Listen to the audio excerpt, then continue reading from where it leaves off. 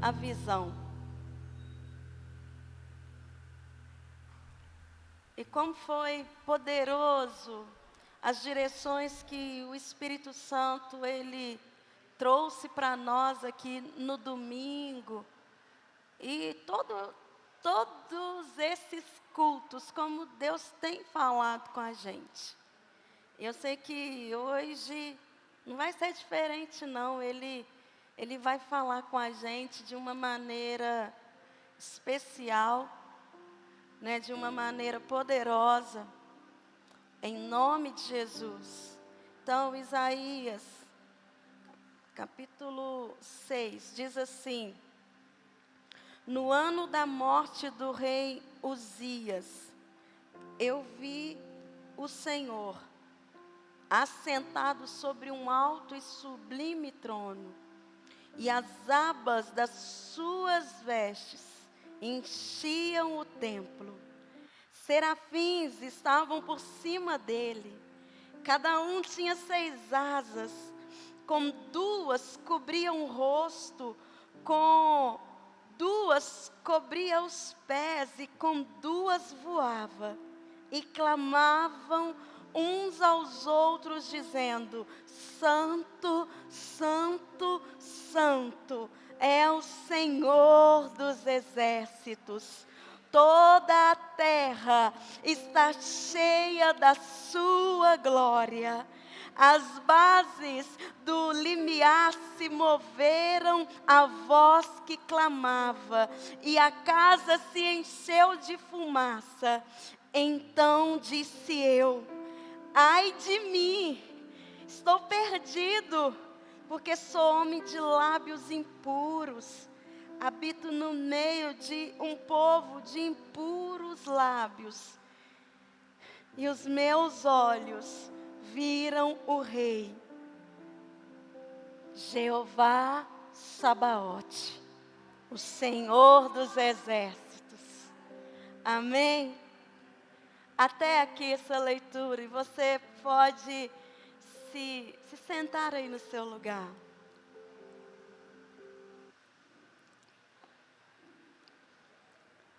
Né? Sabaote é isso, significa Senhor da guerra, o Senhor dos exércitos. E quando Deus trouxe, né, sobre... Nós ainda estávamos debaixo da cobertura do Bispo Rodrigo. E a direção que Deus trouxe foi para que cada igreja colocasse um nome ali que representasse o que Deus estava os direcionando. E eu sempre amei a cultura de família. Mas família, no hebraico, com certeza eu vou falar de um jeito errado, porque eu não sei falar o hebraico. Mas é mais ou menos assim, misparrar. E a gente já era conhecido assim, tipo a pastora que já dá uns esparros já, né? Que não pega leve, para falar e fala rasgado.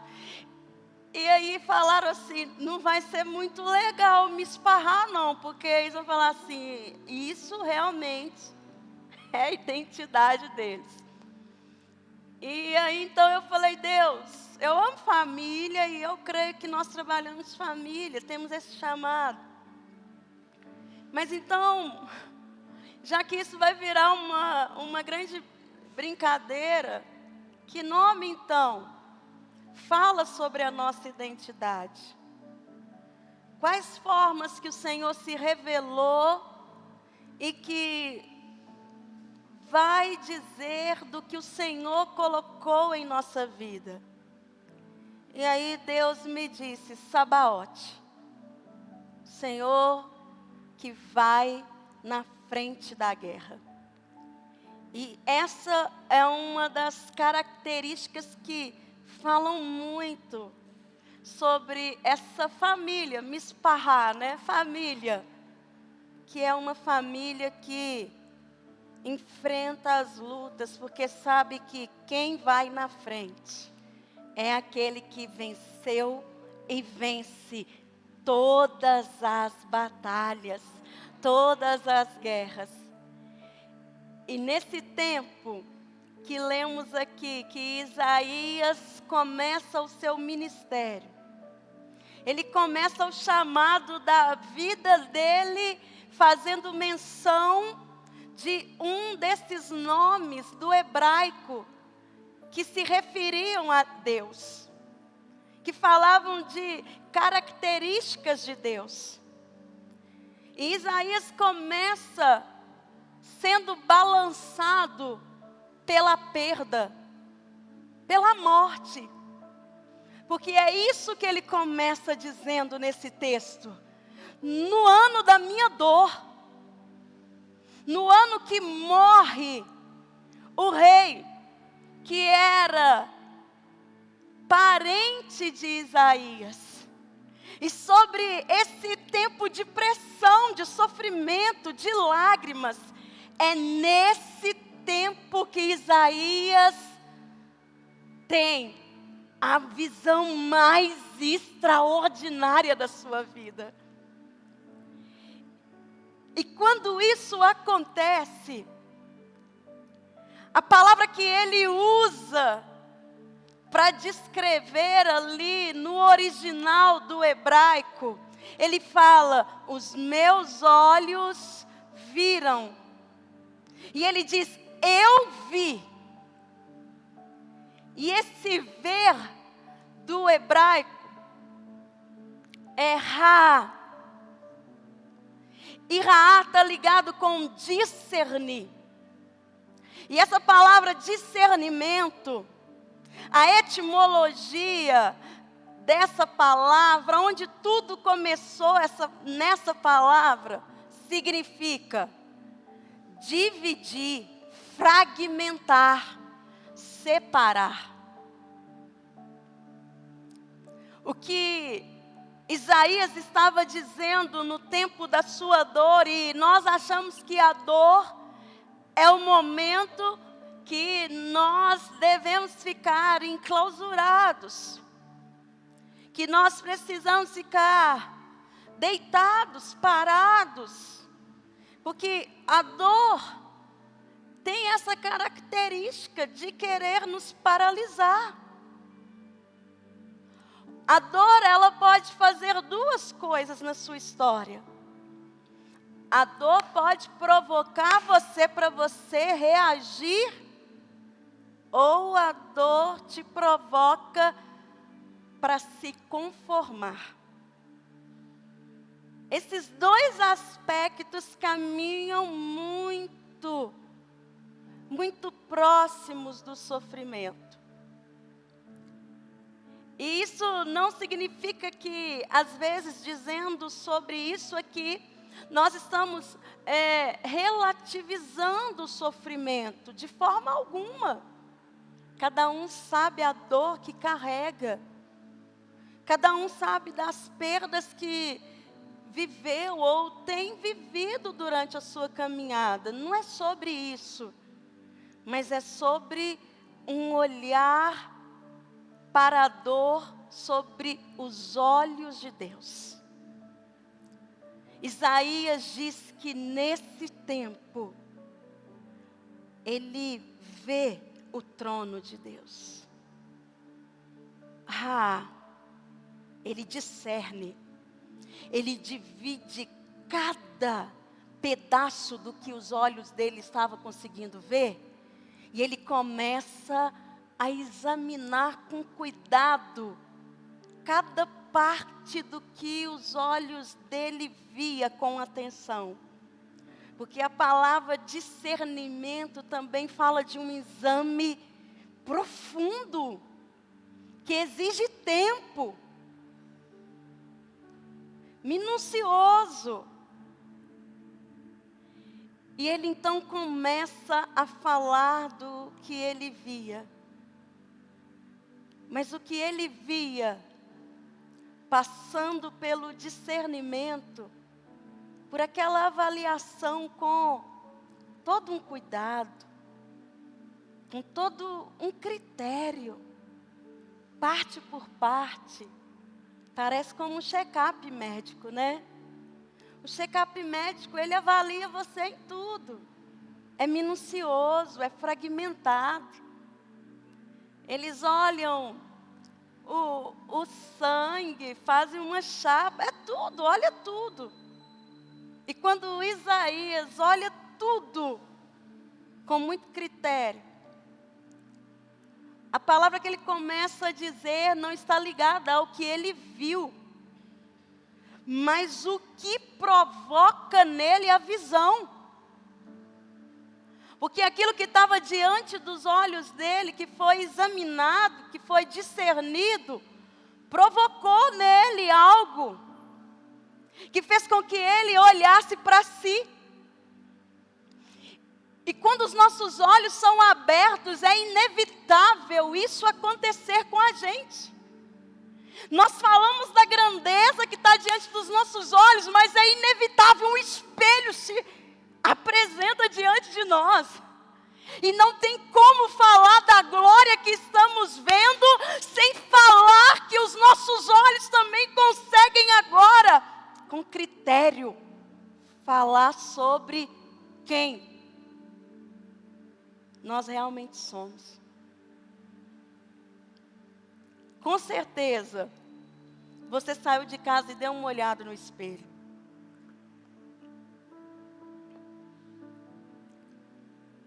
Você olhou se o cabelo estava legal. Você examinou se a roupa ficou boa.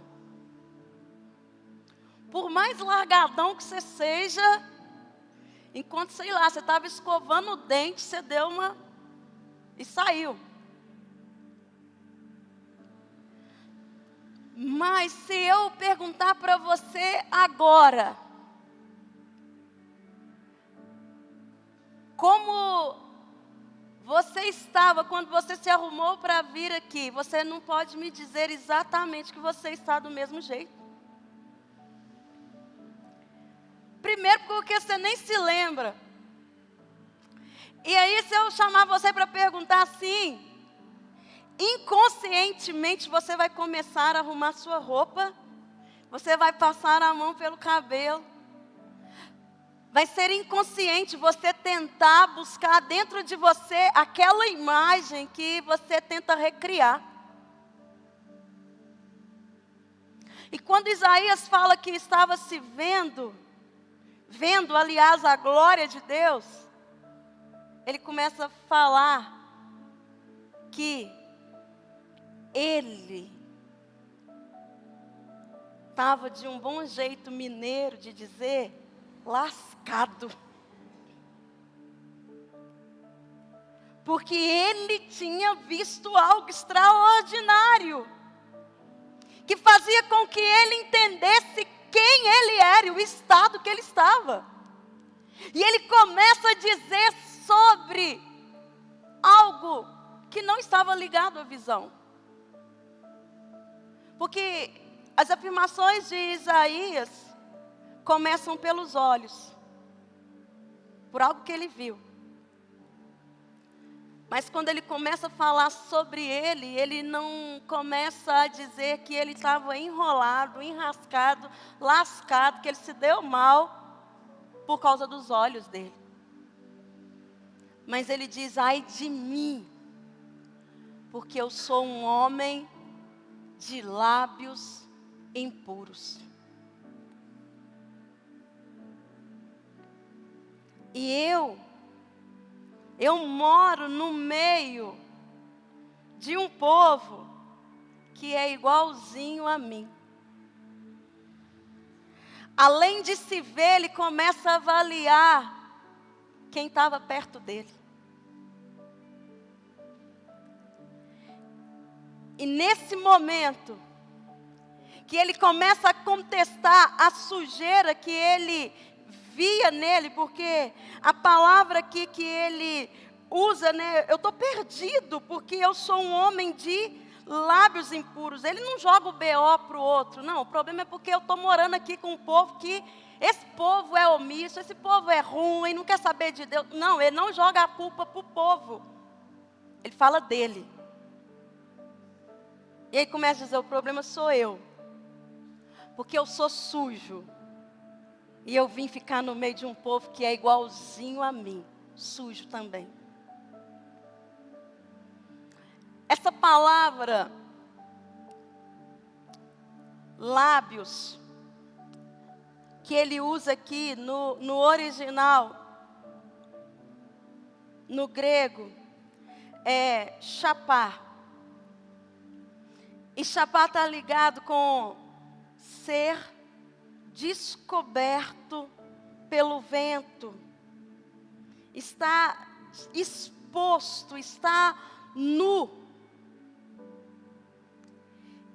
Isaías estava falando das mazelas que ele reconhecia, da sujeira que ele estava vendo nele. E de que ele não podia se esconder mais. E nesse momento, a visão continua sendo relatada que ele vê um anjo que pega um instrumento para segurar o fogo, para segurar uma brasa. E o anjo usa aquele instrumento ali, a tenaz, e ele pega uma brasa do trono de Deus. E o anjo vem na direção dele. E o anjo, ele não toca nos olhos, porque os olhos foram abertos. Mas o anjo começa a tocar onde Isaías viu sujeira. Nesse chapar, para essa palavra lábios, vem três palavras que podem se encaixar ali. E é de colocar à mostra, é de retirar, de raspar. Raspar é uma dessas palavras que podem se encaixar ali. O anjo, ele toca na boca de Isaías. Nesse momento, a partir de Isaías 6 para frente, você vai ver esse homem se levantando numa autoridade. E ele é chamado, nos estudos que todos fazem, do profeta messiânico.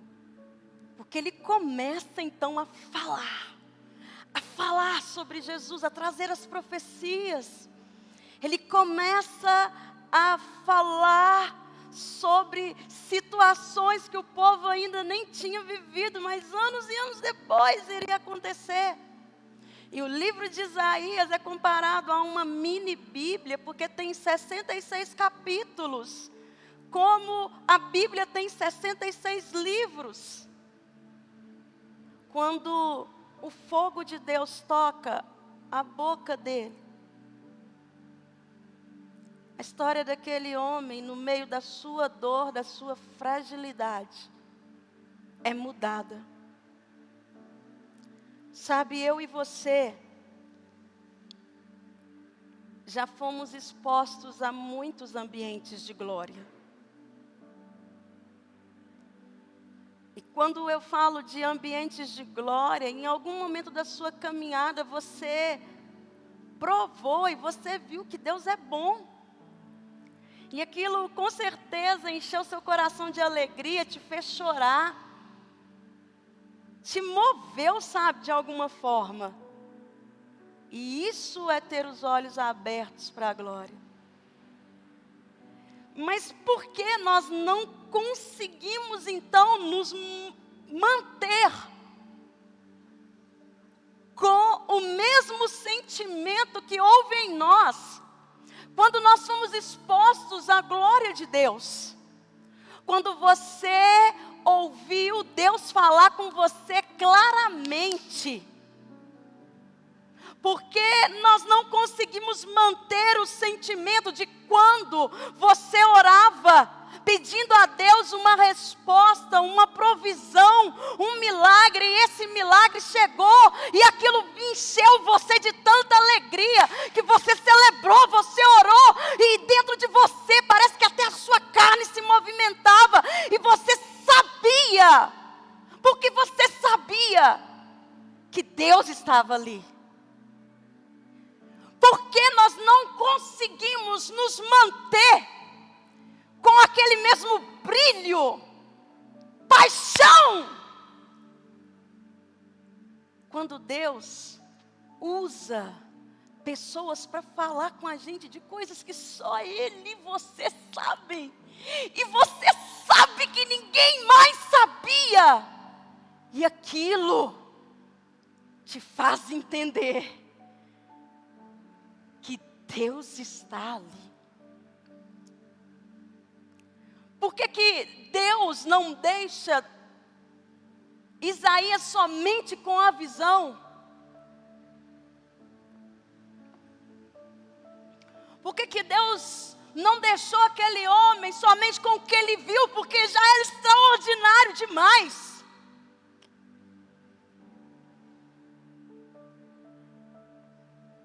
Porque Deus é especialista em gente. Foi Ele que fez você. Foi Ele que me fez. E Ele sabe da facilidade que a gente tem de movimentar os olhos e permitir com que o que nós estamos vendo direcione os sentimentos que nos impulsionam a viver.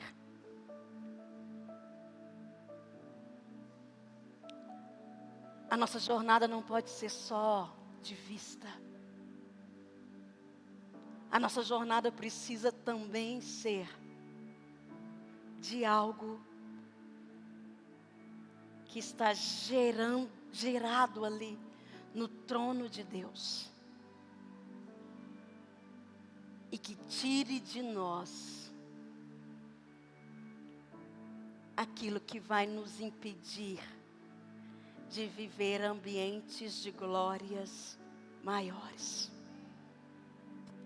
É por isso que o anjo vem e toca na boca, chapar. O anjo diz: vem, eu vou raspar isso aqui. Porque a boca fala do que o coração está cheio. Jesus estava dizendo: ainda que eu alimentei seu coração hoje, na sua dor, no tempo da sua fragilidade, com algo extraordinário, e hoje o seu coração foi cheio. Vai ter dias que você vai se encontrar com a dor, você vai se encontrar com limitações. Vamos falar a verdade, tem dias que parece que você pôs o pé da cama, o capeta já estava lá, na sua frente, te esperando. E tudo de ruim acontece. E nesses dias, vamos ser muito sinceros, nesses dias em que o próprio demônio vem nos visitar e nos afrontar, porque esses dias chegam. Eu não me lembro que Deus, naquele momento de afronta, eu não consigo me lembrar que Deus me curou e hoje eu sou mãe. Nesses dias em que o próprio demônio vem,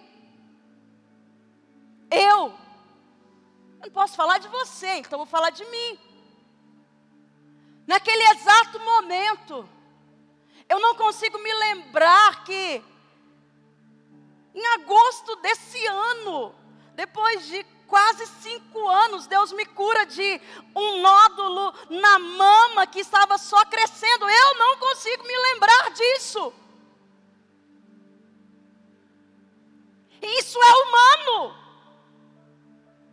Porque Deus então vem e diz: eu preciso que algo vivo meu reforce o que você sentiu quando você esteve diante do pouco da minha glória. E ele manda um anjo, raspa essa boca, raspa, purifica esses lábios, porque essa boca só vai falar do que o coração está cheio. E o fogo, ele é alastrador, por isso que Hebreus diz, Deus, o nosso Deus, ele é fogo consumidor. Quer dizer, não está apagado, está intenso, volta vivo, está queimando, está fluindo, está evoluindo, está se movimentando, porque você percebe a ação do fogo, ele se move, o fogo se movimenta, ele se movimenta. E sabe o que o fogo precisa para se propagar? Ar. Um lugar onde não tem ar, não tem fogo.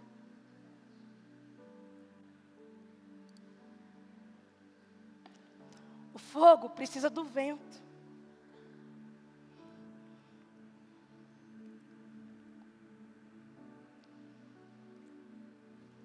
E a Bíblia fala assim, o vento sopra onde quer.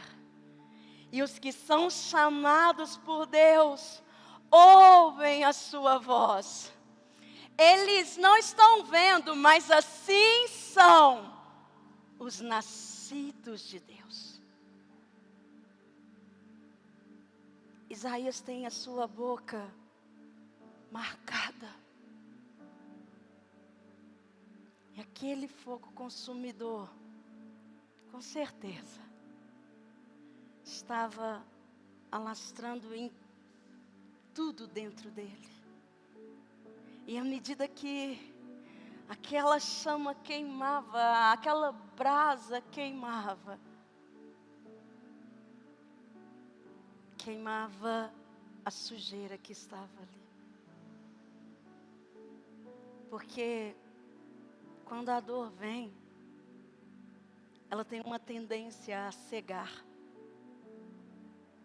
Ou colocar nossa atenção somente nela. Mas Deus tem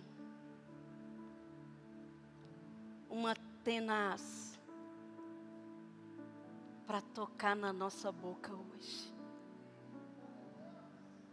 Nossos olhos viram e estão vendo coisas extraordinárias.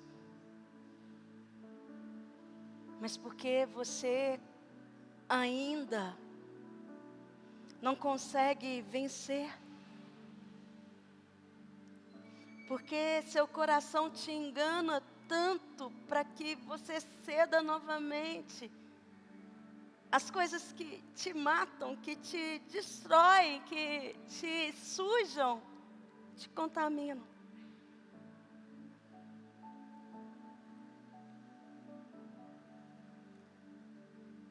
Que você precisa aprender que ver sem tomar o fogo para dentro de você todo dia,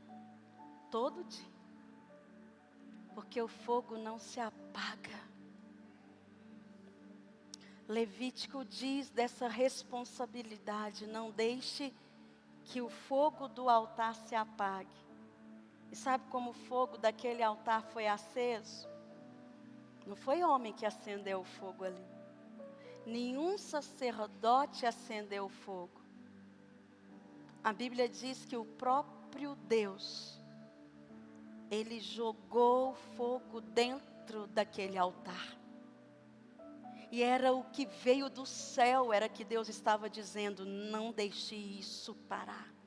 Conserve, coloque combustível, ponha lenha. E se precisar, quando ver quem eu sou, um pouquinho de quem eu sou, comece a dizer: Deus, tenha misericórdia de mim, porque os meus olhos estão vendo o Senhor, e eu sei quem eu sou. Mas o se ver na condição de quem você é, não deve haver uma permissão no seu coração para que Satanás manipule essa imagem. Porque é exatamente por isso que o anjo vem raspar a boca de Isaías. Porque o que estava ali, sendo raspado do chapar, não fazia parte da raiz, do fundamento, do original. Tinha que ser removida, era sujeira, não era o Isaías. Deus quer trazer fogo para nós, não para nos paralisar, para remover aquilo que não faz parte de quem Ele nos chamou para ser. Eu quero convidar você para orar por esse fogo.